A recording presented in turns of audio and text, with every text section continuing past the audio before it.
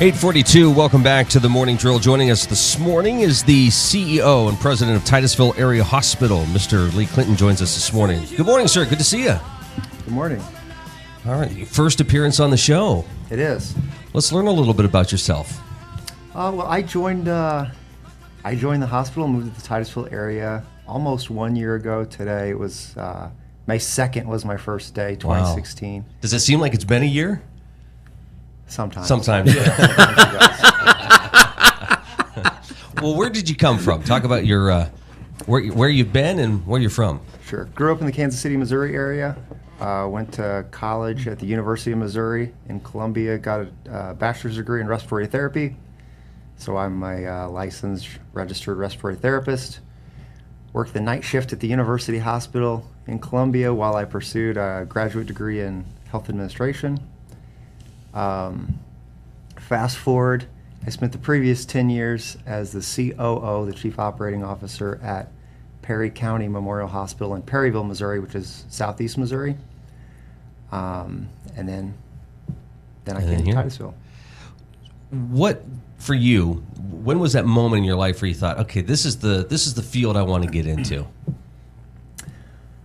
I don't know. I originally got interested in healthcare because I had a friend of mine in my fraternity who had cystic fibrosis, which is like a lung disease that oftentimes is terminal. And of course I didn't know what it was. And as a kid you grow up and you hear about, everybody knows what a doctor and a nurse is, and nobody really knows what respiratory therapy is. So I kind of was introduced to respiratory therapy through this friend who had cystic fibrosis who needed a lot of care and treatment from respiratory therapists. So that was kind of how I got interested in healthcare. And then after doing it a while, I just felt like I wanted to get into more of the administrative and management side, and that was kind of my bridge. It was probably helpful to have that experience and then moving up into that next level for you to be able to say, okay, I know what they're dealing with. I know how things. I know what things we wanted. I know how things work. I think I can help in this position. I think it is. I think it's nice when people in managerial positions have a clinical background. I mean, healthcare, there's so much government influence. The government is really good for acronyms, and they've got, there's all these acronyms that nobody can keep straight, and healthcare is kind of like that. So medical terminology, and yeah, just understanding that. I've worked 12-hour night shift, 12-hour weekend nights, had to deal with things like that. So I feel like that helps me just understand what the people in the front lines are doing. When you saw this opportunity in Titusville and with the Titusville Area Hospital and the Meadville Medical Center, was that something your head you thought, wow, I'm ready for that? Professionally, I thought I was ready, to be honest, yeah. Because I had spent 10 years in basically the number 2 position at a really successful critical access hospital. Titusville's a critical access hospital. The hospital I came from is probably twice the size. So I felt like I was ready, and I thought, boy, I don't have enough snow in my life living in southeast Missouri, so I thought I would come to Titusville. We get that all the time, right? We wanted more snow, so we thought we'd come here. It's been a very interesting year. A lot of transition, especially at the hospital, but also with communication and partnerships between Titusville and Meadville. And it's not just the hospital. There's other partnerships that have developed. What's that been like for you to come into this situation and coming, with Meadville, that they're looking at it and saying, how can we help the community? How can we keep this going? And that's a good attitude to have. Right. What's that been like? It's been exactly as described through the whole process, like through the interview process and all my interactions with Meadville, and that's really what attracted me. Number one, the fact that Meadville wholly owns Titusville Area Hospital as of October 2015, and so that's important to kind of stabilize the hospital here. But they have always been a proponent of They don't want to come in and take all the business back to Meadville. They want to provide services here locally in Titusville, so the citizens of Titusville can receive their care here.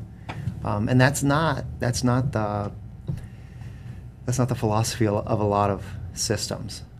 So I really appreciate that. I actually think it's better for Titusville. It's better for the citizens of the Titusville area, and it's better for the hospital here. In the long run, I think it works better. With your experience, do you come in, and now that you've been here a year, and sometimes it takes a while to, see how things play out and see how departments work, and, just to get the feeling of what's going on up there. But you're here now. You've been here a year. Is the Lee Clinton effect starting to take place up at the hospital, or has that been taking place? I don't know what the Lee Clinton effect is. I don't know if it's a positive effect or a negative effect. But there certainly has been a lot of change. Certainly has been a lot of change. It's been a year of change. And some of the change, it's out of necessity. It's probably no secret that the hospital was struggling financially, which is kind of what led to Meadville purchasing it. I mean, if Meadville wouldn't have come in and purchased the hospital, I would bet, would probably not be here right now. And so we needed that. But you can't continue to operate in a manner that's at a significant loss financially. Nobody can do that forever.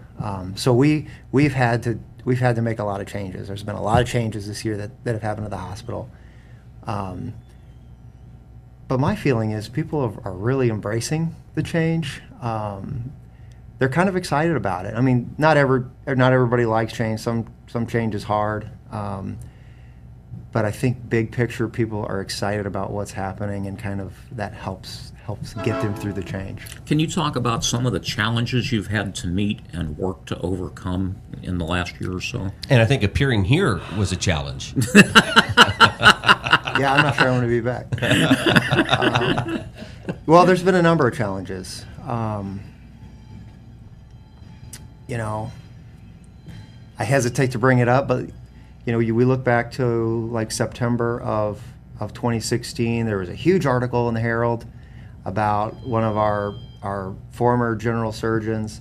That was really difficult. I mean, it was a tough thing to kind of work through. I think it was tough on the community. People take to social media, and everybody's got an opinion on social media, right, wrong, or indifferent. And it can be discouraging at times. But that was a pretty tough situation to manage through. We're through it. I feel really good about being through that. We still have a full-time general surgeon, Dwayne Rogers, who has just been phenomenal since that time. I don't know, but that was a difficult. Do you feel like these things are meant as sort of I hate to say a growing process, but it sounds like the hospital is stronger for that too? Well, I'm hoping all the changes that we make us stronger. We're not going to get them all right, but we've made a lot of changes in the last year, and financial, nothing happens overnight. Sure. And I think our long-term opportunity is revenue growth. It takes a long time to grow revenue. It's a lot easier to look at your expenses and say, boy, we're really out of whack here. We can kind of cut some expenses here, but even with that, it doesn't really happen overnight per se. And so we're now just kind of starting to see the fruits of some of our labor over the last year. I'm happy to report that at this point in time in our fiscal year, which is 9 months into the fiscal year compared to same time period last year, we've cut our loss by more than half. Wow. So that's certainly good news. progress. We're still in the red. We're working to get out, but we've cut it by more than 7 figures. 8:51 is our time. This is the Morning Drill on Stream Television. Armstrong in the Allegheny News Talk Sports Network. It's not just Titusville, though. I mean, these community hospitals all over are struggling to just keep the doors open. Is that part of the attraction to coming here, though? Is those challenges? I mean, it sounds like you like to take on challenges. I knew it was going to be a challenge. Nobody sold it to me as this is going to be a cakewalk. But to be honest, it's more of a challenge than I thought it was going to be. And Pennsylvania it's a really interesting state. for those who've never lived anywhere else. And it's really challenging in healthcare in Pennsylvania with the UPMC and the Geisingers, and the state is not a real friendly state to be in, I think, as a business or a healthcare operator. You're not the first person we've heard that from. Yeah, they're not. I mean, malpractice is really high here, higher than in Missouri where I came from, which directly affects the bottom line. It's a challenge. Do you think that could ever change, or is that going to be the real challenge, is getting legislators to make those changes happen?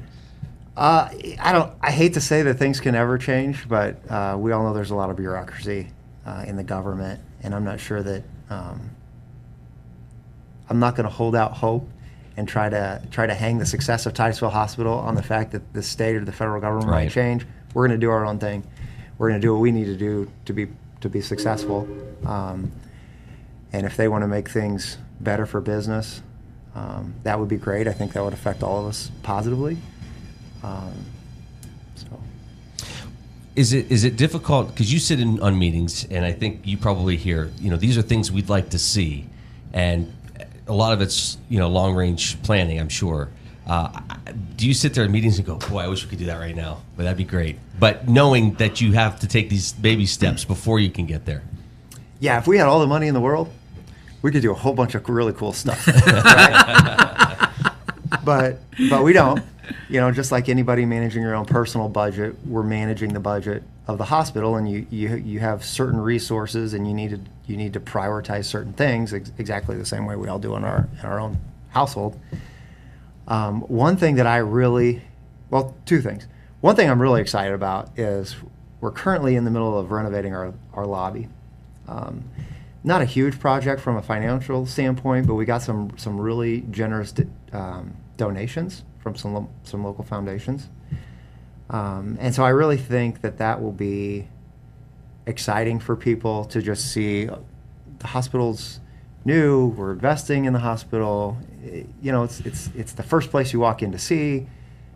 I hope it kind of uplifts the spirits of the patients and the staff, makes them proud to work there. The other thing that I really want to do is address our ER aesthetically. We've got some exam rooms that have curtain dividers, which isn't great for privacy. Privacy is always a concern. You're in a small town, boy, it becomes even more of a concern. So I really don't like that. And there's a lot of things about the ER that just don't seem to work. So I would love to address that from a physical perspective. But the problem is, the feedback that I've gotten since I've been here is people complain about the ER. They say we're really slow. I mean, I look at reviews, I look at comments. People complain about our ER. They say it's slow. Compare that to the national data. You know what? They're right. We are slow. I run some statistics down here. Average time from door to provider, the time you walk in the door to the time the doctor sees you. Nationally, that is 25 minutes. Earlier in the fall, we were at 46 minutes. Wow. So almost double, which then slows everything down. So then your total time in the ER is longer, and that stinks. So we've been working on a lot of things in the ER because I want to aesthetically fix the ER, put some money into it, but I don't want to have a nice, pretty ER, but still have a broken system and broken processes. You've heard this. You've heard the term lipstick on a pig. Right. I don't want to put lipstick on the pig because we still got a pig. So we need to fix the process. So that's what we've been working on that very diligently for the last few months. Do you find that people can embrace change a little bit more easily if it's something that they can put their hands on, and they know that there are some things underneath that as well? So, for instance, you make the lobby a nicer place to visit. You make the emergency room a better place to be, aesthetic. People can embrace some of the infrastructure change a little more easily? Because it's more tangible. Yeah. Yes and no. I mean, I think it's hard for patients to judge the quality of medical care. They kind of think that, I think it's kind of implied. And so what people can judge the tangible, what they can see and feel. And so if it's a really nice place, people will think, this must be a good place because it's really nice. And likewise, if it's kind of crummy, they might say, I don't know about the care. I don't think that renovating our ER is going to bring us additional volume. I just feel like it's something that we need to do just to add privacy and better flow and be able to do some things. But the point I wanted to make, we've done a lot of things. We took that 46-minute door-to-doc time. Last month, we got it down to 16 minutes. 16? Our total time in the ER, Wow. we decreased by 16%, because that was long with the door-to-doc, made total time long. That's come down, so we're really trying to address the throughput. People don't want to be in the ER in general, so if you're there, if we can get you in and out quicker, that seems to make people more satisfied. We've implemented some 24-hour post-visit callbacks from a quality perspective, make sure people are doing okay, see if they have any questions. Implemented some post-visit patient satisfaction surveys, something we've never done in the past. You get a tablet, it's like 8 or 10 questions, it takes about 30 seconds, you just touch the buttons, it uploads into the internet, we can get immediate feedback, and we can take that information and try to address the issues that the patients have to try to make the experience better. It's funny you bring up the curtains too, because I've been up there where you've got different people in different rooms there, divided by the curtains, and somebody talks, and you hear, "George, is that you? Hey, Bob, what are you doing here?" It's really funny, but that's small town. It's funny, but it's not. It's not. We can do better. We can do better, and we will. We just got to fix the processes. We'll fix the physical environment, and hopefully the community will embrace that change. Lee Clinton joining us this morning. Great to see you. Thanks for coming on. Hopefully we can have you back. Sure, absolutely. All right, Mark, what'd you learn today? There's some very good things going on in our hospital. Very happy to hear it. All right. Lee, what'd you learn today? I learned being on a news program is a little intimidating. All these lights. People can't see the lights. There's a bunch of lights on it. That's just Lynn. She's intimidating. 9 o'clock. Thanks for joining us. And we'll see you back here tomorrow morning for Daybreak News and the Morning Drill. Have a great Wednesday, everybody.